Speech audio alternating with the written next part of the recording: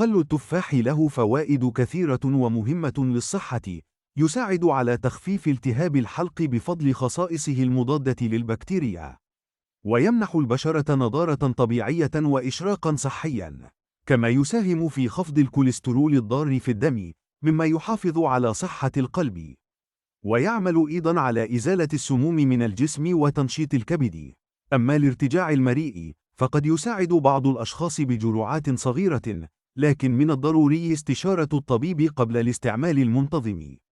وللاستخدام اليومي الآمن، يفضل إذابة ملعقة صغيرة من خل التفاح في كوب ماء وشربه، حتى لا يكون مركزا ويؤثر على المعدة أو الأسنان. يساهم في إنقاص الوزن لأنه يعطي إحساسا بالشبع، يحسن صحة الجهاز الهضمي، ويقوي المناعة.